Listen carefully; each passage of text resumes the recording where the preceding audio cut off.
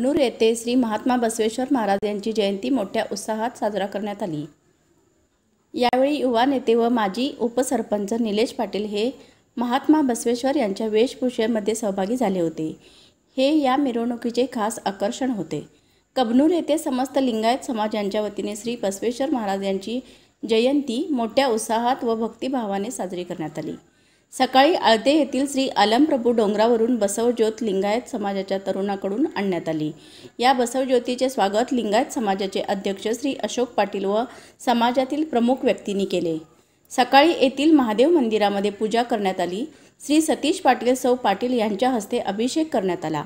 अनिल पाटील यांच्या हस्ते पालखीचे पूजन करण्यात आले। यानंतर महादेव मंदिरापासून मिरवणुकीची सुरुवात झाली। मिरवणुकीत श्री बसवेश्वर महाराज यांची पालखी, डोक्यावर कलश घेतलेल्या महिला, घोडे, बैलजोड्या यांचा समावेश होता। गावातील मुख्य मार्गाने मिरवणूक कल्लेश्वर मंदिराजवळ आली। मिरवणुकीसमोर फटाक्यांची आतिषबाजी करण्यात आली। त्यानंतर मिरवणूक गावातून मार्गस्थ होत पुन्हा महादेव मंदिराजवळ आली। यावेळी गावातील ज्येष्ठ नेते, पंचगंगा सहकारी साखर कारखान्याचे chairman Shri PM Patil, DD Patil, Suhas Patil, Sudhir Patil, Dada Patil, Nitin Patil, Pramod Patil आदीसह समाजातील महिला व पुरुष मिरवणुकीमध्ये मोठ्या संख्येने उपस्थित होते।